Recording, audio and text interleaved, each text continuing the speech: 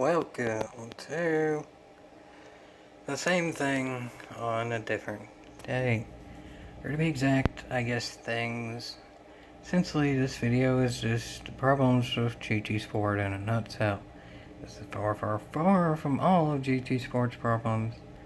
But essentially, this 30-second clip shows multiple instances of the ghosting system being inconsistent, penalties being given out wrong, and a lot of other details that can go into the things I've already said.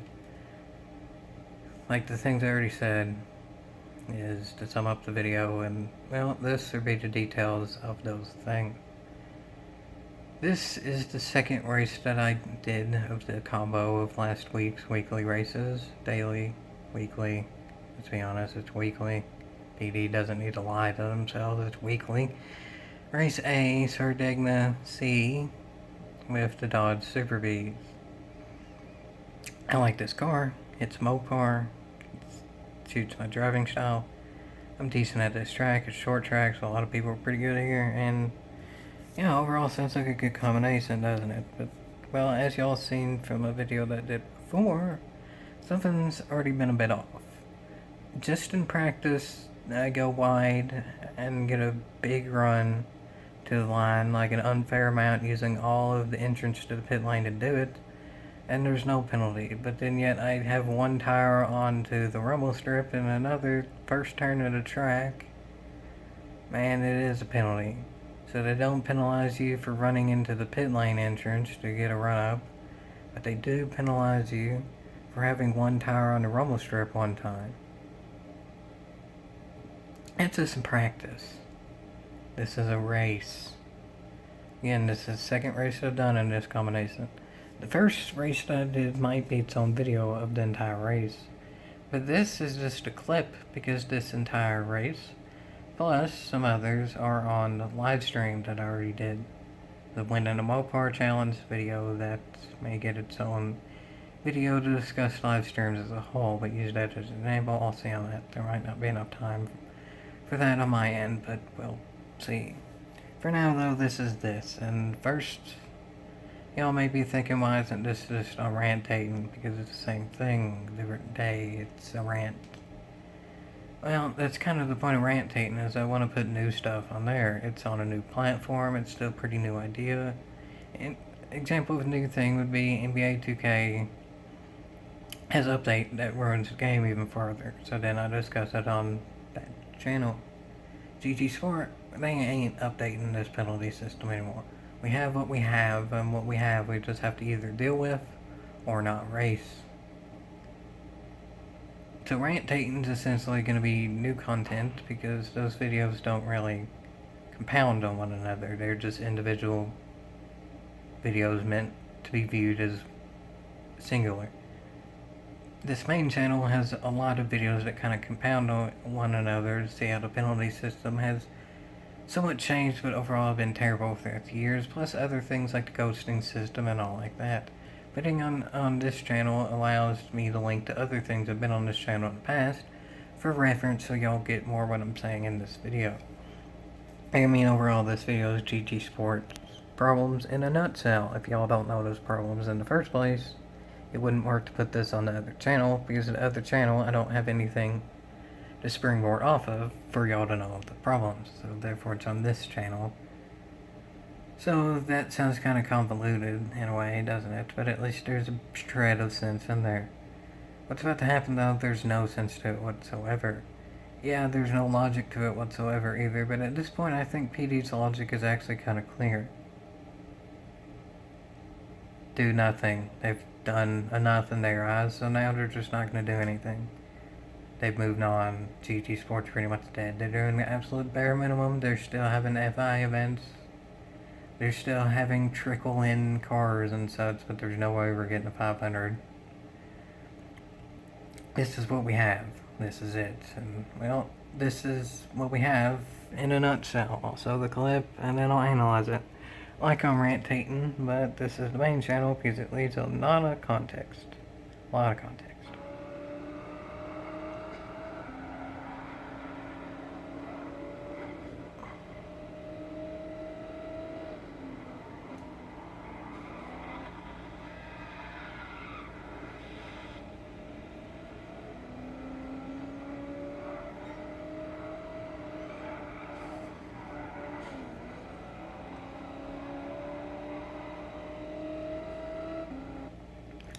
A lot of stuff went on in that 27-second clip, didn't it? A lot of stuff. Again, the context is just throughout my channel's history, so if y'all seen those videos, y'all know the context. If not, there's a lot of examples. I'm not going to link one particular thing, because it really depends on what side you're on of what you want to see. Let's do research for yourselves on that. But this is essentially just GG Sports problems in a nutshell in a 30-second clip. To begin with, it starts out how we all kind of figured GG Sport would be. Good, close racing, albeit in pretty similar cars, but it's close, and it's competitive, so not all that much bad to say. That's GG Sport of what we thought in a nutshell, and not the biggest car list in the world, but as long as the racing is close, competitive, accurate, whatever, it's fine. And it starts out that way. First and second are battling well, cleanly. First gets on the grass a bit though and gets loose, so second either is giving first room or takes a bit too much speed into the turn or combination of both, I don't know, but either way that gives me a hole that I can go through. So now it's a three-way battle for the lead and I have the most momentum. I'm in the middle, so it's kind of an iffy situation, but I'm stable, so I'm good. The car beside me though is not stable because it got in the grass a bit. It's not really its own fault necessarily. I don't think it's intentionally being dirty here, but nonetheless, because it was loose, it nudged me a bit. Because it nudged me a bit, I ultimately go into the green car, but PD does something right here, and their ghosting system works. The green car is ghost. Said the initial car been ghost when it made contact with me. If anything, I felt contact with me stabilized that car some. Because ultimately it brought some of its force into my own car, but I was stable to begin with, so I stayed stable. So not necessarily, because the slight contact with me ultimately made that car stable, but I was stable either way, whether I did have contact or not. So it kind of helped that car out, really, just nudging me a bit. Got it stable. Would it have helped the green car, though, if it wasn't ghost? Like, how would have it been affected? I would say, if anything, it would have just got nudged sort of over that way, but there's room over that way. I'm in the middle of the track, so I don't know. But nonetheless, the ghosting system worked. I can't complain. Did it really need to work there? Whatever, but it did, and it certainly didn't hurt anything, I'll say that. So overall, I'll give that a positive. I would much rather the ghosting system work a little bit too well, meaning it didn't necessarily have to work there, than have it not work at all. Much rather there be more margin for error than needed than none at all. So then here's what continues of the clip. I'm in first, and I have room to run my own line here, but I am on the outside line here, so I need to consider that. If I want to move to the inside line, while I do technically have room to do so, there's already one car on the inside line, so I need to be near it. I see that as I'm braking at this point, that car is braking a bit later. So I need to give it room. I give it room. Like, I'm not fully on the inside there, so that car is room. But, something that y'all might not have seen as much, is that while I'm giving the car that is on my left room right now, the car in the back of us two hits the car on my left, so it gets it a bit loose. So now I'm giving that car room, but at this point I didn't really realize that it got hit by this car. So I'm giving it room, expecting it to be stable. So I give it an equal amount of room, like I'm not changing the amount of room I'm given because I didn't think the car would be changing its trajectory. But this car is unstable, so therefore it is changing. So now it's skidding. Y'all might be able to hear it. It's skidding. It's making the skidding noise. I know it is at this point. So I'm somewhat getting hit by this car, and it's right there too, so I have nowhere to go. I'm in the sand. There's not much I can do about that, because the car right beside me on my left is not ghost. As y'all can see there, that's not transparent. It didn't go ghost there. Why before, when there was barely any contact, and there's plenty of room on the track, did the car go ghost? But then yet here, when I'm out of track and there's a quite substantial contact, especially looking at where that car is now, did it not go ghost? I have no idea, but this is far from the end of the clip. So at this point, I'm in the grass. That car is still pretty far out of control. we both lose momentum, and that green car is completely wrecked out of the race. It's well back there at this point. I think that might be it there, but I can't even fully tell. So it's out of the race completely with minor contact. If it would have been Ghost in the first place, it probably would have been fine. I don't know. I don't know if the contact was intentional, if it was just loose though, so I don't know. But I do know this, the top two, the current car's in the top two right now. Me and the car on my left, or because I'm looking back, it would be on my right in this view, but on my left, looking forward, we would not have been slowed down though, because ultimately the car beside me wouldn't have gotten loose. So therefore I wouldn't have gotten into the sand, because I would have had room. Because the car wouldn't have pushed me over, because it wasn't loose. So I don't know what ghosting would have caused with the green car. I know it definitely would have benefited us two at this point. So what I'm saying is, if the ghosting system worked the first time, it definitely should have worked here, but it didn't. And now, there's yet another car into the battle because of this. And also quickly, the car first has a penalty now. I don't know why or how, but it does. I legitimately do not know where this is coming from. I guess it ran into me and then I went into the sand, but the reason it ran into me is because it was loose. It wasn't intentional at all. That car does not have a penalty, and I'm the one who's getting quote-unquote wrecked from that car, and I'm the one saying it. That's very much an undeserved penalty. Clip continues here.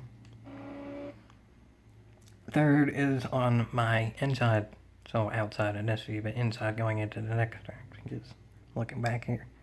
I'm ultimately moving away from that car, like look at the angle of my car moving towards that wall, not towards the car.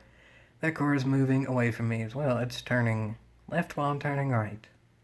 We're trying to avoid each other on purpose. I have a lot less momentum than that car, and that car wants to go around. So therefore, we avoid each other. That makes logical sense, and there should be enough room to do it. And yet, there's still extremely minor contact, and I get SR down there, even though I'm moving away from that car. But ultimately, unbeknownst to me at this point, but in hindsight, I see it. Because this car is drastically trying to move away from me, but then there's a turn coming up, it's having to change its steering motion quite dramatically. So at this point, it's loose. At this point in the race, I didn't actually know this. But in hindsight, I can see it now. Look at the angle of this car compared to the angle of that wall. Like the way it's angled now, it's going to hit that wall.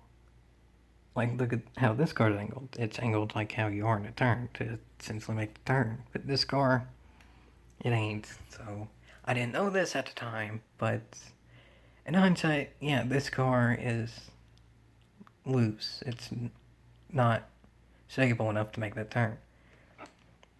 So therefore, it hits me a bit. Honestly, at this point in the race, I thought this car was being a bit dirty, but in hindsight, it wasn't. It was just loose. So, whatever, it's not that car's fault. I didn't retaliate because I didn't get a chance to, but it didn't end up being that car's fault anyway, so that's fine. So because that car nudges me a bit unintentionally, there just wasn't room there because that car is loose. I was just turning, thinking this car is going to be on a normal trajectory, but it wasn't. Like if this car is turning at the angle in which it should be, I have plenty of room here, and so does it. But because it's such a wider angle, it just uses up more to track in that portion of it, so I nudge it a bit. But ultimately, I get the bad end of it because I have less momentum, so that's just like force reaction thing, whatever, like Newton's laws and all that. The car that has more momentum stays how it is because forces stay as they are unless a force acts on them or whatever. Because it's going more, it has more force. So the force acts on me harder than it does it. So I go from stable to unstable and in to the wall here. That car still hits the wall as I, in hindsight, figured it would, but not quite as hard because it hit me first. Again, unintentionally, but nonetheless, throughout all that, no one really doing anything wrong here. At first, we were both purposely trying to avoid each other. Thus, that made that car lose because it had to avoid me rapidly, or it was going to hit me. It was loose, and because it was loose, it ultimately both hit me and that wall. So maybe a better decision would have just been less steering input and then maybe minor contact to begin with, instead of something more major happening now. But in hindsight, I didn't know that car was loose, and I guarantee in hindsight that car didn't know that it was going to become loose. So, whatever. No harm, no foul, right? No.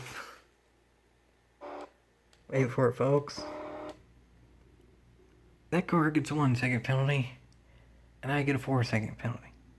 Here's the kicker. Other than the car behind, I don't know what happened there. There was no contact between me and that other car, the one that spun out.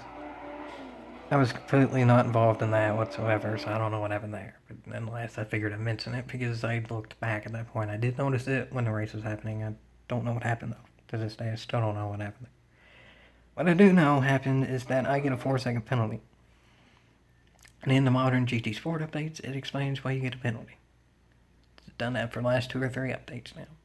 Does not say why I got this penalty. I quite literally...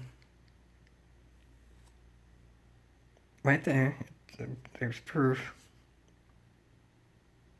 I get a penalty for no reason whatsoever. Literally, it does not give a reason. I got a penalty for no reason whatsoever. So, to summarize this clip, at first it's good racing, and the ghosting system works as it should, if anything slightly better than it should, but I mean that in a good way. If this was GT Sport in a nutshell, even with the occasional minor contact and on-edge racing, I would still very much prefer this, easily. I would still race in GT Sport if it was like this, but it ain't. This was a fluke. What really happens is, because it's been some time and again, is the ghosting system not working, thus causing a big wreck that causes other cars to have more momentum than others, just getting loose to avoid the others that have less momentum, and then causing a bigger wreck, and then all the cars involved get penalties. Because no one's fault to begin with, and it's a snowball effect, where no one's fault to begin with ends with everyone having a penalty and slowed down. That's GT Sports problems in a nutshell right there. Again, that's definitely not every problem, but still, this clip has a lot of things wrong with it, and that's just...